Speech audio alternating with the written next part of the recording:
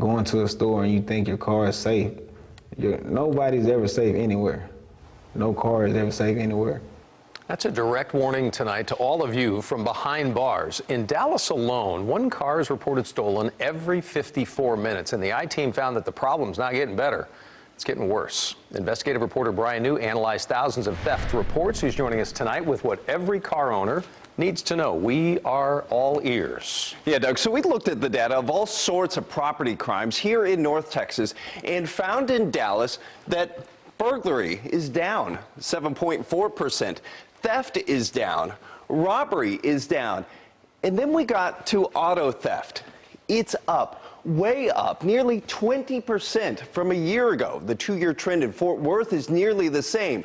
And the warning from felons is, if you're not careful with these, you'll likely be next. For many Texans, it's more than just a means to get from one place to the next. It's your pride, it's your joy. For Holden McDermott, a welder who works in the oil fields, his Ford F-250 pickup is how he makes a living and how he carries on a family tradition. Because the truck was my grandpa's and it had that sentimental value of me wanting it since I was 16, it hit me a lot harder. In the span of 13 months, Holden's truck was stolen from this bank's parking lot in North Dallas twice. In both cases, it was recovered, but the second time, Interior was gone, bumper was gone, truck was wrecked. It was trashed. the I-Team analyzed thousands of cases just like Holden's to find out where your car is most likely to be stolen. In Fort Worth, the area with the most reported stolen cars is the 76119 zip code in southeast Fort Worth. In Dallas, it's a 75220 zip code just north of Love Field. Here, on average, nearly 2 cars are stolen every day.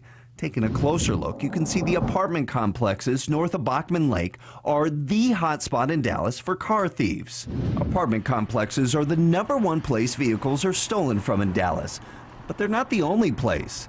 In the past 12 months, according to police records, the I-Team found 14 reported vehicles stolen from Love Field, 17 from North Park Mall, and 5 reported stolen within 1,000 feet of this Fort Worth police station.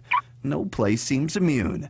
Not even a church where a car was reported stolen while its owner was inside celebrating Christmas Eve service. But what makes one car more of a target than the next?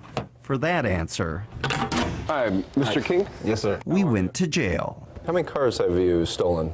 I probably could say about 8, 7 cars, nothing big. We talked with 3 men, all serving time for felony auto theft. All say breaking into any car is easy. All you gotta do is just grab the key, file it, stick it in the ignition, play with the ignition, boom, it's on. Even newer models with chip keys and push start technology, they say, are no match. Bypass it and everything, the alarm and everything. If that person wants it, he'll get it. But more times than not, these felons say stealing a car requires no skill at all. I opened the truck and the keys were in there.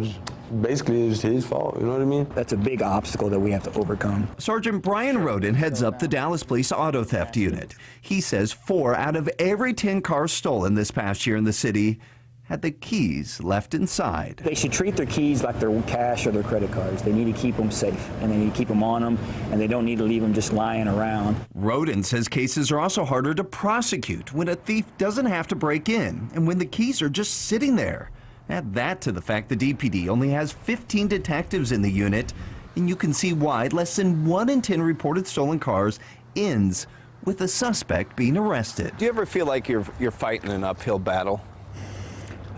It's become challenging the last year or so, yeah, but it's something that we have to do and something that we're tasked with.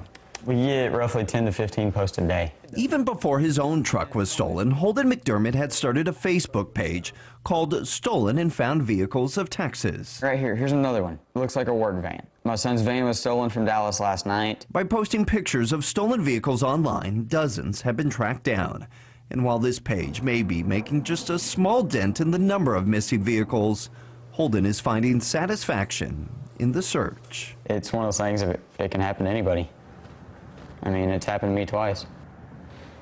To find out more on where vehicles are being stolen from, we have maps on our website of both Fort Worth and Dallas showing where every car in the past 12 months, Doug, was stolen from. It's Holden's idea, actually, with the Facebook thing. It's actually a really good idea. So, Yeah, it's been very successful. yeah, besides just really good detective work, is there anything else in the scope of police and what they can or can't do that's maybe helping out? Yeah, so they're actually doing quite a bit, Doug.